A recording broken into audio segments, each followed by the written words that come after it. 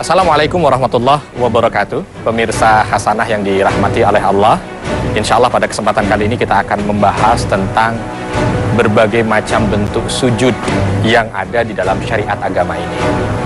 Sudah kita ketahui bersama bahwa sujud itu salah satu aktivitas ibadah yang sangat penting, dan karena dia merupakan ibadah, maka aktivitas sujud ini harus sesuai dengan koridor yang sudah ditetapkan dalam syariat. Kalau kita melihat tentang sujud di dalam agama ini, maka kita akan dapati ada 4 macam sujud yang ada di dalam syariat kita. Yang pertama adalah sujud kita di dalam sholat, ya. Sujud kita di dalam sholat. Dan ini yang termasuk bahagian yang harus sering kita perbanyak. Karena ketika ada salah seorang sahabat datang kepada Rasul SAW dan Rasul mengatakan kepada beliau dengan sabdanya, "Wahai sahabatku, mintalah sesuatu." Maka sahabat ini menjawab, "Wahai Rasul, aku meminta agar menjadi temanmu di surga." Subhanallah, permintaan yang luar biasa. Lalu Rasul SAW menjawab, "Ada lagi yang lain selain itu?" Maka sahabat ini menjawab, "Tidak ada lagi yang lain, Rasul. Cukup menemanimu di surga saja." Maka Rasul SAW melanjutkan, "Fa'ainni ala nafsika bikathratis sujud." Hendaknya kamu bantu saya agar bisa terrealisasi keinginanmu itu dengan cara memperbanyak sujud.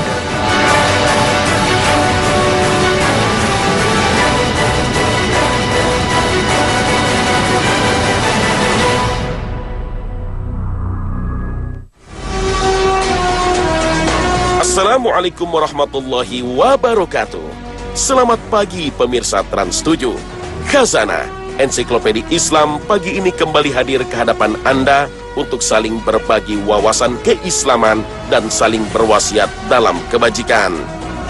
Sekali-kali janganlah kamu patuh kepadanya, dan sujudlah dan dekatkanlah dirimu kepada Tuhan. Al-Quran Surah Al-Alaq ayat 19. Wasjud waqtarib, atau sujudlah dan dekatkanlah dirimu kepada Allah. Demikianlah Allah Subhanahu wa ta'ala menutup firman-Nya dalam surat Al-Alaq. Sebuah penegasan yang jelas dan gamblang bahwa sujud merupakan sarana yang paling baik untuk mendekatkan diri kepada Allah Subhanahu wa ta'ala. Secara psikologis, sujud memiliki nilai lebih dibandingkan dengan rukun sholat yang lain. Karena ketika sujud, posisi seseorang benar-benar menunjukkan kerendahannya di hadapan Sang Khalik. Bagaimana tidak? Kepala yang menjadi bagian paling istimewa dalam tubuh manusia dan tempat bersemayamnya panca indera, juga anggota tubuh yang paling dimuliakan oleh manusia, tiba-tiba diposisikan begitu rendahnya hingga rata dengan tanah tempat kaki berpijak. Rasulullah SAW bersabda, jarak paling dekat antara seorang hamba dengan Allah Subhanahu wa ta'ala adalah ketika hamba tersebut sedang sujud. Maka perbanyaklah berdoa ketika sujud. Hadits riwayat Muslim. Berdasarkan hadis ini, banyak ulama yang menganjurkan untuk banyak berdoa saat sujud. Sebab sujud merupakan salah satu momen yang mustajab untuk berdoa. Saat itu, seorang hamba berada dalam posisi paling dekat dengan Allah Subhanahu wa ta'ala. Anjuran Allah dan Rasul-Nya agar manusia senantiasa bersujud sebagai sarana mendekatkan diri dan menghambakan diri kepada Allah Subhanahu wa ta'ala tentu bukan tanpa maksud. Kita diperintahkan untuk sholat, dan di dalam sholat terdapat gerakan-gerakan yang sudah ditentukan oleh Allah Ta'ala. Allah yang telah menciptakan kita, tentu hanya Dialah yang maha mengetahui bagaimana tubuh kita dan bagaimana cara merawatnya. Dalam berbagai penelitian modern terungkap, sujud memiliki manfaat yang amat besar bagi kesehatan. Dr. Fidelma O'Leary, seorang ahli neurologi, mengungkapkan beberapa urat saraf di dalam otak manusia tidaklah dimasuki darah. Urat-urat ini baru bisa dimasuki darah pada saat manusia bersujud. Yang menarik dari temuan ini adalah urat saraf ini memang memerlukan aliran darah, tapi hanya beberapa saat, dan itu pun pada waktu-waktu tertentu. Waktu-waktu yang tepat itu adalah waktu-waktu sholat 5 waktu. subuh, zuhur, asar, maghrib, dan isya. Saraf yang teraliri darah tersebut bermanfaat meningkatkan sistem kerja otak manusia secara optimal. Fakta ini diperkuat oleh Profesor Hembing bahwa letak otak di atas jantung membuat jantung hanya mampu membekalkan 20% darah ke otak manusia. Jumlah ini masih sangat kurang untuk membuat otak manusia dapat bekerja secara maksimal. Maka dengan sujud yang lebih lama, seseorang dapat menambah kekuatan aliran darah dalam otaknya. Masih banyak temuan lain terkait dengan gerakan sujud, seperti yang diajarkan Allah dan tuntunan Rasulullah SAW. Di antaranya adalah melegakan sistem pernafasan dan mengembalikan kedudukan organ ke tempat asalnya. Sedangkan bernafas ketika sujud akan dapat membetulkan buah pinggang yang keluar sedikit dari tempat asalnya, membetulkan pundi peranakan yang jatuh, melegakan sakit hernia, mengurangi sakit ketika haid, dan melegakan bagian paru-paru dari ketegangan. Bahkan memberi dorongan untuk mudah tidur, dan masih banyak manfaat lain dari gerakan sujud yang diungkap ilmuwan modern. Manfaat itu akan terus bertambah seiring dengan kemajuan dunia medis dan penelitian para ahli yang terus berlanjut hingga kini.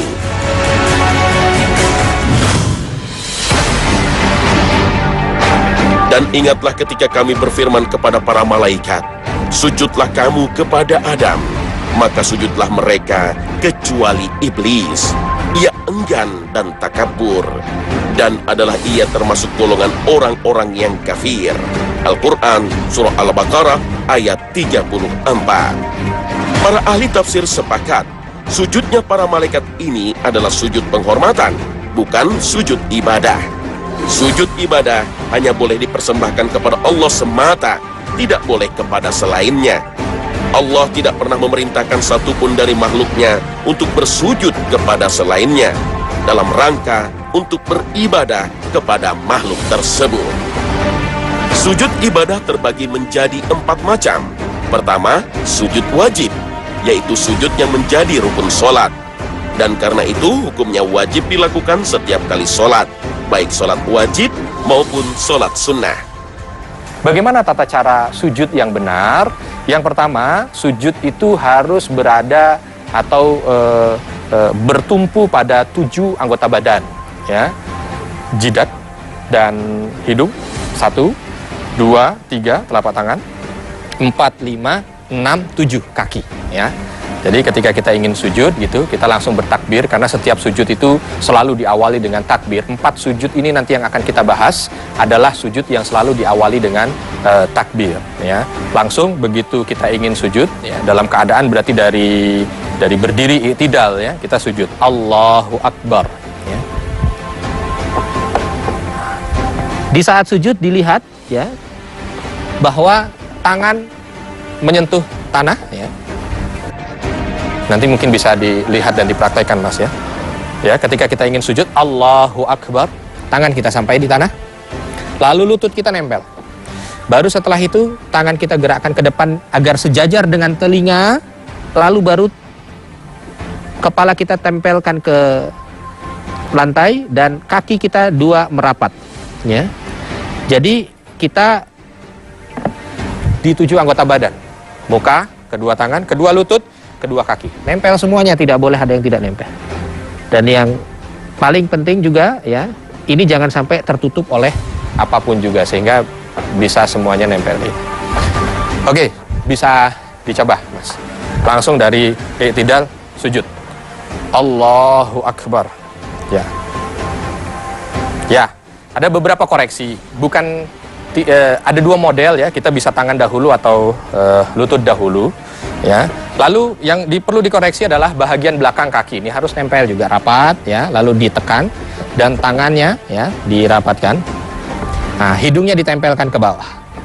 Model yang seperti ini maka insya Allah sesuai dengan keutamaan sujud, ya, Sujud itu keutamanya bisa didapatkan ketika memang sujudnya sesuai dengan apa yang diajarkan oleh Rasul Shallallahu Alaihi Wasallam.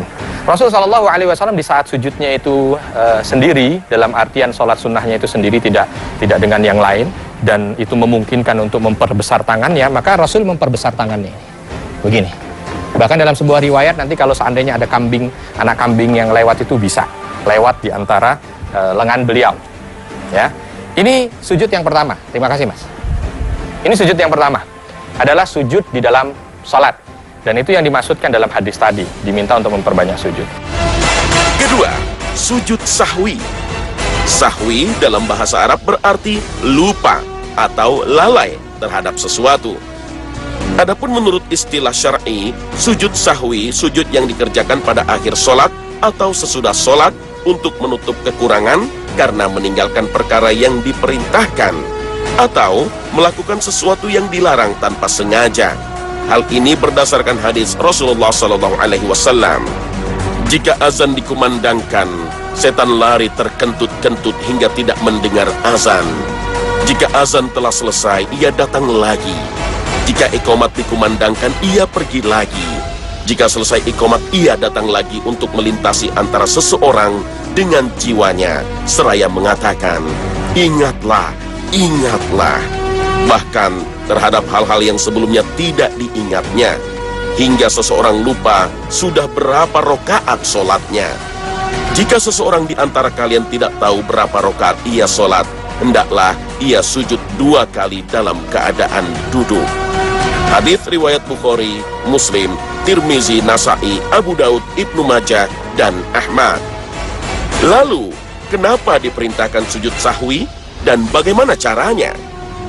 Sujud syahwi itu, ya, ada beberapa riwayat, tetapi kita ambil satu saja yang diriwayatkan dari Abdullah bin Buhainah dalam hadis sahih yang diriwayatkan oleh Bukhari Muslim, bahwa beliau mengatakan Rasul Shallallahu Alaihi Wasallam itu mengajarkan kepada kita ketika kita melakukan 3 hal tadi untuk sujud sahwi dengan model sajadah sajdatain, sujud 2 kali sujud, ya, dan dalam setiap sujudnya itu ada takbirnya, ya, yukabbir fi kulli takbirah, yukabbir fi kulli sajdah. Jadi di dalam sujud, setiap sujudnya itu takbir, 2 kali sujud, dalam setiap sujudnya takbir. Jalisun, ketika dia dalam keadaan duduk, di tahiyat akhir qabla salam, sebelum salam, ya. Nah, jadi bagaimana? Ini biasanya kan berarti tahiyat akhir, ya. Tahiyat akhir nih, duduk. Dia udah tahu tadi mungkin kelebihan rokaat atau kurang rokaat, atau ragu, atau ada kewajiban yang sholat yang belum dia laksanakan, maka ketika selesai bacaan tahiyat akhir, ya, sebelum salam nih, sebelum salam langsung Allahu Akbar, Allahu Akbar, Allahu Akbar, Allahu Akbar, Assalamualaikum warahmatullahi, Assalamualaikum warahmatullahi. Itu sujud syahwi. Jenis sujud ibadah yang ketiga adalah sujud syukur. Sujud ini dilakukan sebagai ungkapan rasa syukur atas karunia Allah Subhanahu wa Ta'ala. Misalnya bersyukur atas kelulusan sekolah, jamaah haji yang kembali ke tanah air dengan selamat. Bahkan tak jarang kita melihat dalam berbagai tayangan sujudnya para pemain bola yang berhasil menjebol gawang musuh atau memenangi berbagai turnamen. Rasulullah SAW selalu melakukan sujud syukur setiap beliau mendapatkan kabar gembira, sebagaimana hadis sahih dari Abi Bakrah radhiyallahu anhu. Nabi SAW apabila datang kepadanya berita yang menggembirakannya, beliau tersungkur sujud kepada Allah. Hadis riwayat Ahmad, Abu Daud, dan Ibnu Majah. Bahwa Rasulullah SAW, idza ja'ahu amrun sururun au busyira bih, kalau seandainya Rasul itu ada satu perkara yang membuat beliau bahagia atau dengan berita itu beliau bergembira, maka beliau SAW sajada sajdatan syakiran lillah, maka Rasul SAW sujud, ya, sekali sujud sebagai tanda bentuk bersyukur kepada Allah. Jadi begitu kita terima berita gembira nih, ya, berita gembira yang membuat kita bahagia sekali, ya, artinya kegembiraan ini jarang kita dapatkan, bukan kegembiraan yang sering kita dapatkan. Contoh misalkan kita udah sering bernafas, ya tidak perlu setiap kita bernafas sujud syukur. Tapi kegembiraan yang luar biasa. Ada orang yang lama tidak mendapatkan keturunan, tiba-tiba dapat keturunan, dapat berita itu, maka dia disunahkan untuk sujud syukur. Ya. Bagaimana sujud syukurnya? Langsung saja. Tadi kalau kita sebutkan dalam hadis yang diriwayatkan Abu Bakrah, sekali sujud. Jadi begitu dia dengar berita langsung Allahu Akbar, sujud. Posisi sujudnya sama dengan sujud dia ketika sujud salat. Baru setelah itu berdiri lagi Allahu Akbar. Nah, coba praktek Mas. Dapat kabar gembira bisa berangkat haji. Ya, Allahu Akbar. Oke, ya. Sudah, jangan terlalu lama, bangun. Nah, oke, bacaannya apa gitu. Yang pertama nih, sujudnya udah bener. Tapi tolong dong, ekspresinya juga ekspresi gembira, karena kita kan ingin sujud sama Allah. Jangan begitu sujud syukur kita kok sambil cemberut, kayaknya tidak bersyukur gitu ya. Jadi kita bahagia, Allahu Akbar gitu ya, karena namanya sujud syukur. Nah, bagaimana bacaannya? Kalau kita lihat dari beberapa riwayat, memang bacaan sujud syukur ini sama dengan bacaan sujud ketika kita sholat ya. Jadi subhana rabbiyal a'la, subhana rabbiyal a'la ya, bacaannya sama, bacaan tasbih ketika kita sujud dalam sholat. Mungkin ada juga yang bertanya, bagaimana kalau saya dalam kendaraan nih, lagi dalam kendaraan tiba-tiba saya dapat berita baik, kan nggak mungkin saya sujud. Nah, ketika kita tidak memungkinkan untuk sujud, maka jangan lupa tetap di dalam hati kita tetap mengucapkan alhamdulillah sebagai bentuk syukur kita kepada Allah. Dan yang perlu diperhatikan juga, kalau ada pertanyaan kira-kira sujud syukur ini harus dalam keadaan wudhu atau tidak ya, sebaiknya dalam keadaan wudhu ya. Lalu sebaiknya menghadap kiblat. Dalam keadaan wudhu menghadap kiblat, baru setelah itu dia sujud seperti sujud dia sholat. Jenis sujud yang terakhir ialah sujud tilawah, yaitu sujud yang disunahkan dilakukan saat kita tengah membaca maupun mendengar ayat-ayat sajdah dalam Al-Quran, yaitu ayat-ayat yang disunahkan bersujud pada saat kita membaca atau mendengarkannya. Kalau kita menemukan ayat-ayat sajdah saat kita membaca Al-Quran, selain berpahala, sujud tilawah dapat membuat musuh sejati kita, setan, menangis. Sebagaimana hadis yang diriwayatkan oleh Abu Hurairah radhiyallahu anhu. Jika anak Adam membaca ayat sajdah, lalu dia sujud, maka setan akan menjauhinya sambil menangis. Setan pun akan berkata-kata, celakalah aku. Anak Adam disuruh sujud, dia pun bersujud, maka baginya surga. Sedangkan aku sendiri diperintahkan untuk sujud, namun aku enggan, sehingga aku pantas mendapatkan neraka. Hadis riwayat Muslim. Sesuai dengan namanya, sujud ini dilakukan dengan cara-cara tertentu dan dengan bacaan tertentu.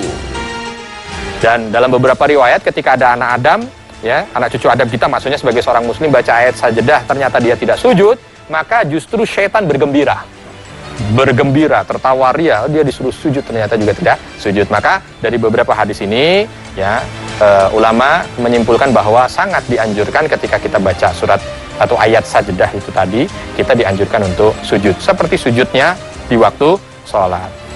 Lalu bagaimana dengan bacaannya ya? Nah, bacaannya ini memang beberapa macam ya. Bahkan ada yang menganjurkan bacaannya itu juga sama seperti bacaan kita di saat kita sujud, subhana rabbiyal a'la. Tetapi ada beberapa riwayat juga dengan riwayat yang hasan bahwa ada doa juga yang dianjurkan oleh Rasul kepada kita ya, ketika kita sujud tilawah. Sajada wajhiya lilladzi khalaqahu wa sawwarahu wa syaqqa sam'ahu wa basarahu. Fatabarakallahu ahsanul khaliqin. Aku sujudkan wajahku kepada yang menciptakannya, yang membentuknya, dan yang memberikan pendengaran dan penglihatan. Maha suci Allah, sebaik-baik pencipta. Jadi bacaannya seperti itu. Kalau nggak hafal Ustadz bacaannya, ya sudah pakai bacaan ketika kita sujud. Ada Al-Quran? Coba. Waduh, ini orang soleh ya, kemana-mana bawa Quran. Nah, coba kita cari, ada beberapa ya. Nah, nih salah satunya yang sering dibaca ya. Nah, nih surat Sajdah ayat 15 nih. Ada tandanya ya. Nah, ini tandanya tanda apa nih?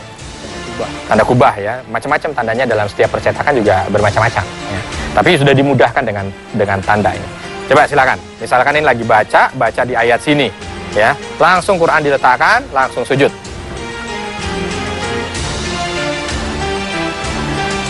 Ya, ketika selesai di ayat itu baca, maka letakkan Al-Qur'annya, langsung sujud. Ya, silakan sujud. Ya, Allahu Akbar, tetap diawali dengan takbir ya, Allahu Akbar. Sujud. Ya. Baca tadi, sajada wajhiya lilladzi khalaqahu wa sawwarahu wa syaqqa sam'ahu wa basarahu fatabarakallahu ahsanul khaliqin. Baru naik lagi, Allahu Akbar. Ya. Nah, lanjutkan bacanya. Ya, jangan langsung shadaqallahul azim, jangan lanjutkan bacanya. Nah, itu tadi ketika kita sujud tilawah dalam keadaan mungkin dari berdiri, baik itu di dalam sholat ataupun mungkin ketika kita baca Qur'annya sambil berdiri, ya. Lalu bagaimana kalau dalam posisi duduk, ya? Ini tentunya ketika kita baca Qur'an, ya. Kita baca Qur'an dalam posisi duduk atau kita mendengarkan orang yang membaca ayat sajadah dalam posisi duduk juga. Bagaimana bentuk sujudnya? Diambil Qur'annya, coba.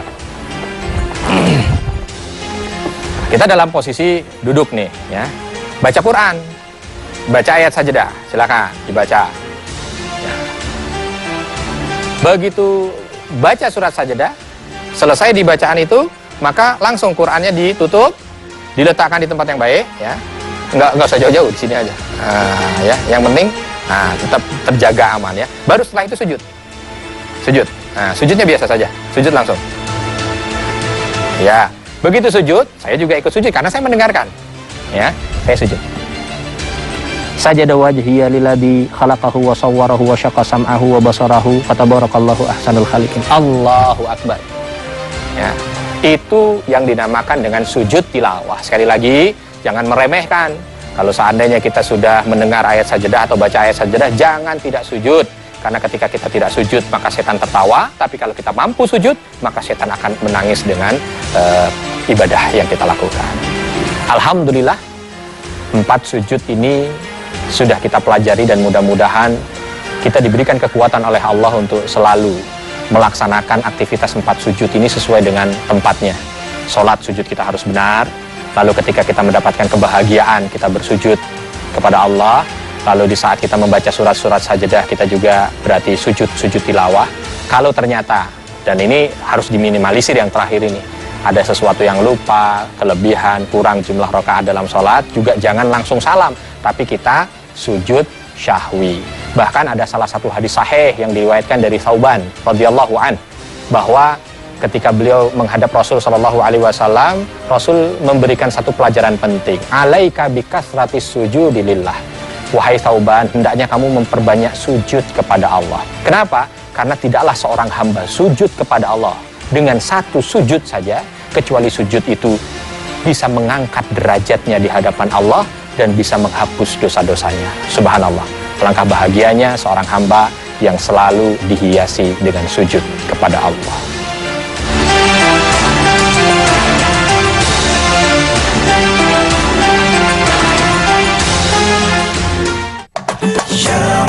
Pemirsa Khazanah, sampai di sini kebersamaan kita.